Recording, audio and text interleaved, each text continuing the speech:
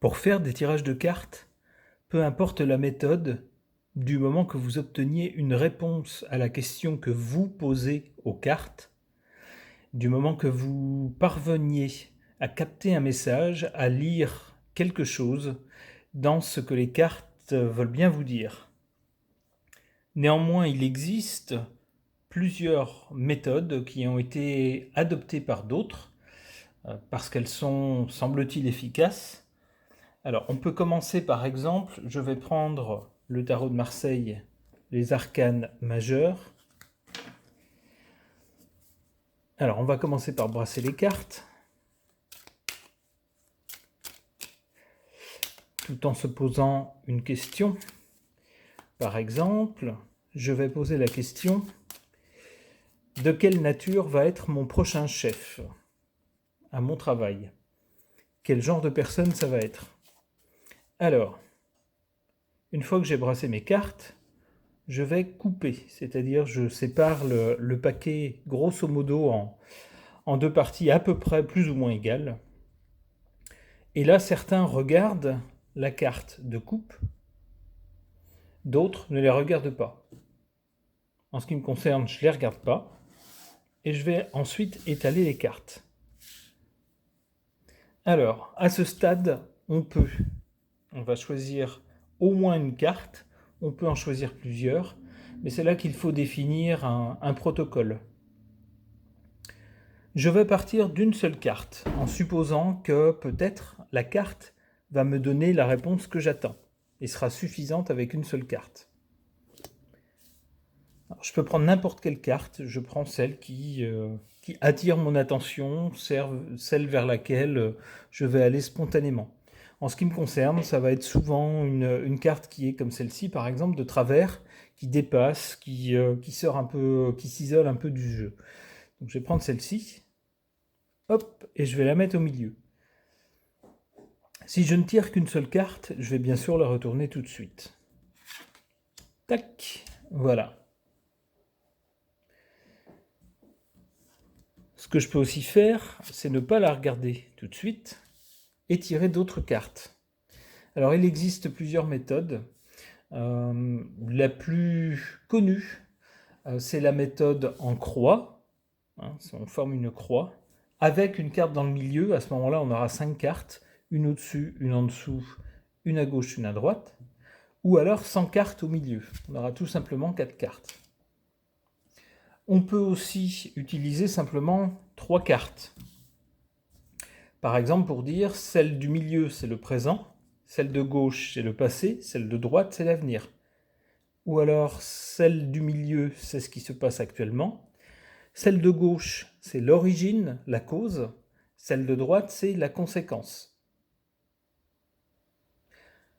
Alors, si on utilise un tirage en croix et qu'on fait 5 cartes, par exemple, eh bien, donc on va choisir un peu n'importe quelle carte, comme celle vers lesquelles la main est guidée. Donc, par exemple, celle-ci, ici.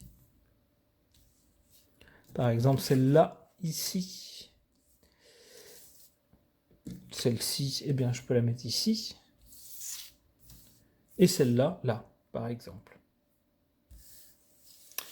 Et alors, ça veut dire quoi, dans ce cas-là?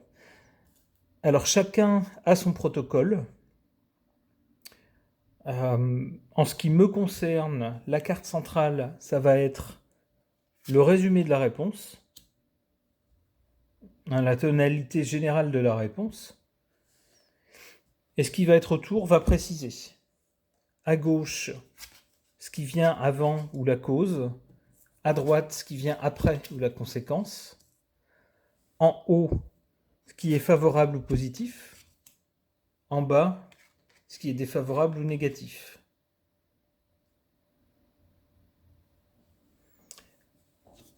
Alors voilà pour le tirage en croix. Il existe d'autres méthodes.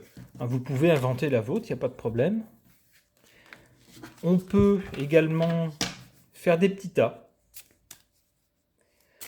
Si on se pose la question par rapport à une personne, par exemple, alors il faut avoir suffisamment de cartes pour ça, on peut également se baser sur le nombre de lettres du nom. Par exemple, je ne sais pas, quelqu'un qui s'appelle Jean, J-E-A-N.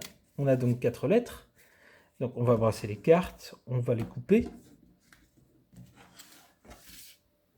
On les étale.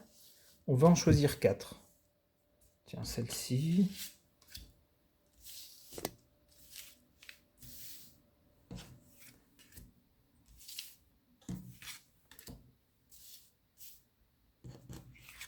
Alors, les puristes vous diront qu'on tire toujours les cartes de la main gauche.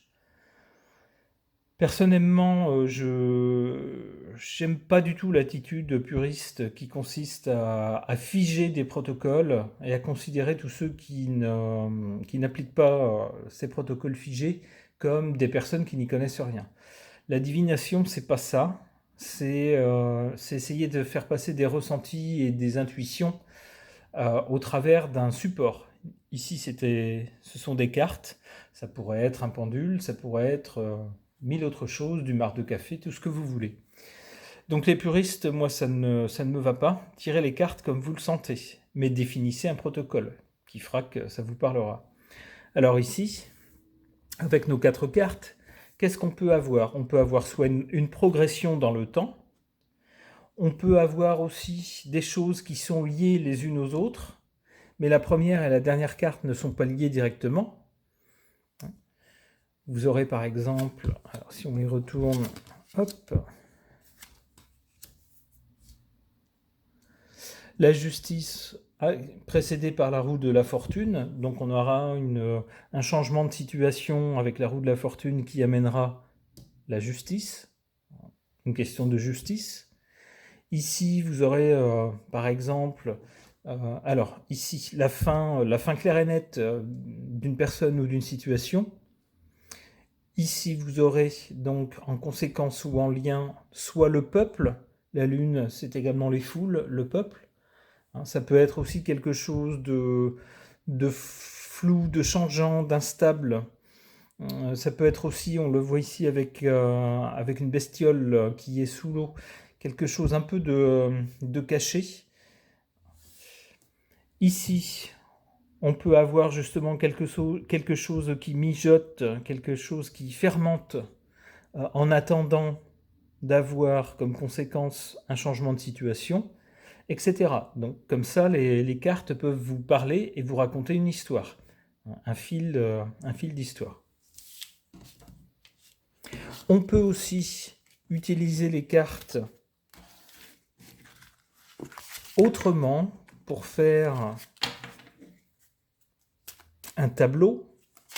Alors un tableau, ça va être quoi? Ça va être des cartes qui seront étalées sur plusieurs rangées et qui vont former un carré, avec toujours une carte centrale.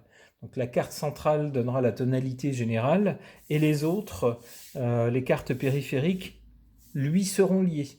Et à ce moment-là, vous regardez quelle carte résonne avec quelle autre carte voisine pour faire des liens, et peut-être tirer des conclusions. Alors c'est pas très, cette méthode de tirage n'est pas très employée avec le tarot de Marseille, mais enfin rien ne vous empêche d'essayer. Ce qu'il y a, c'est que si on n'utilise que les arcanes majeures, ça fait assez peu de cartes. Donc dans ce cas-là, il est conseillé d'utiliser également les mineurs. Ça suppose qu'on connaisse leur signification. En revanche, si on utilise un Lenormand,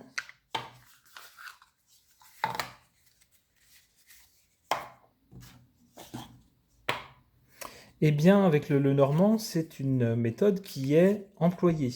Et il y a même ce qu'on appelle le grand tableau avec le Lenormand, qui consiste à utiliser toutes les cartes du jeu pour faire une sorte de carré, et puis ensuite à tout interpréter, tout retourner et tout interpréter. Évidemment, la première et la dernière carte n'ont aucun lien, mais les cartes avoisinantes sont liées entre elles. Donc ça peut vous donner tout un tas de grilles de lecture. Vous partez d'une carte et vous regardez ce qu'il y a autour et ce que ça vous donne comme histoire. C'est une extrapolation du tirage en ligne qu'on a vu tout à l'heure. On peut avoir le même genre de choses avec toutes sortes de jeux différents. Ici par exemple le Symbolon, qui est un jeu de cartes où il n'y a rien d'écrit. Tout est dans l'illustration, donc c'est à vous de voir.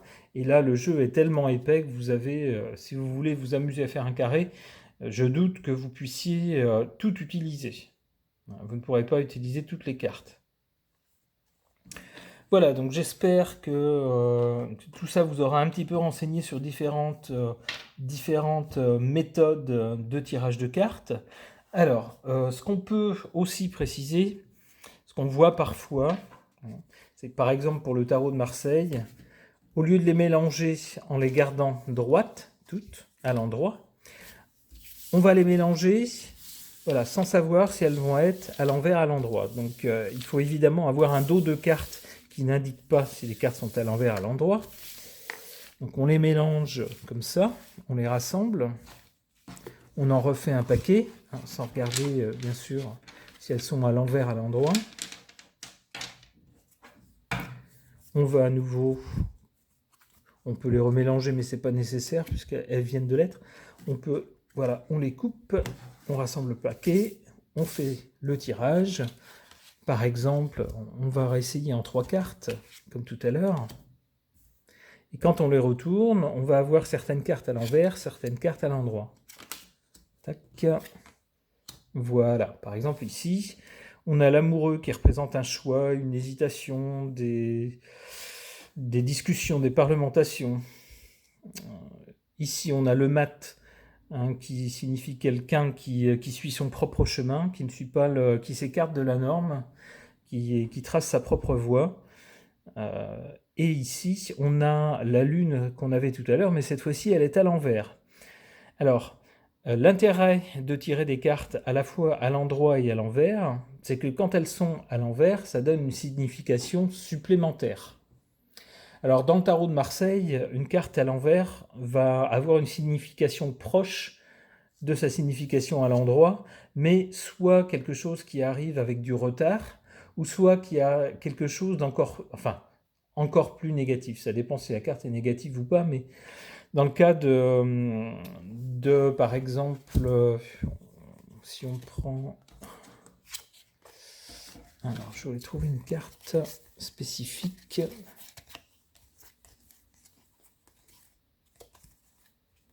Que je ne vais pas retrouver, évidemment.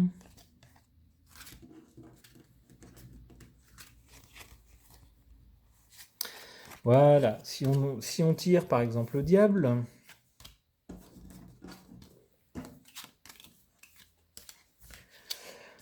le diable à l'endroit, ça va être tout ce qui est basé sur le matériel, l'intérêt matériel, ou le sexe, ou le pouvoir.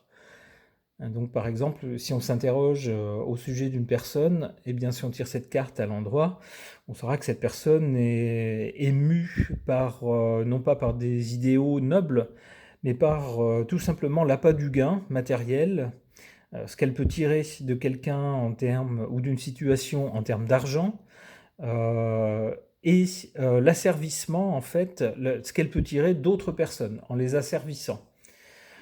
Ça peut être également une carte de sexualité.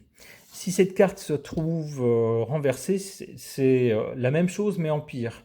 Là, on va avoir en plus une volonté franchement malveillante. Donc, les cartes retournées donnent une signification supplémentaire dans le sens de quelque chose de défavorable. Alors, on a d'autres jeux qui peuvent se tirer à l'endroit et à l'envers, ou dans le cas de cartes à l'envers, certaines significations assez différentes sont proposées. Maintenant, après, à chacun de voir ce qu'il veut dans les cartes. Du moment qu'on a un résultat et que le résultat s'avère probant, c'est l'essentiel. Autre chose, on peut avoir aussi, avec un jeu de cartes, une fois brassé, une fois coupé, des personnes qui vont regarder quelle carte on a à la coupe et vont commencer à interpréter de cette façon-là. Là, on a le chariot, donc quelque chose qui se précipite, qui va vite, ou alors des gens, on va dire, du type police ou armée, Ici, on a le diable, donc on a des intentions pas, pas humanitaires ou philosophiques, mais purement matérielles. Donc hop, et après on va voir ce qui vient après pour savoir ce qui se passe ensuite. Donc là, on a le soleil, donc quelque chose de très positif, de très de choses qui remontent à la lumière, de quelque chose qui redevient honnête, de gens qui se rassemblent, la solidarité. Et ici, on a la tempérance, donc des choses qui s'apaisent hein, et qui reviennent à l'équilibre. Et ensuite, voilà, on peut continuer avec les autres cartes. On trouve des gens qui font ça, hein, qui regardent la coupe et qui continuent à interpréter, qui enlèvent les premières cartes et qui continuent à interpréter. Pour en revenir au tirage de base que je vous ai présenté tout à l'heure, alors je vais les remettre à l'endroit parce que personnellement j'ai pas l'habitude de les utiliser à l'envers, en tout cas celle du tarot.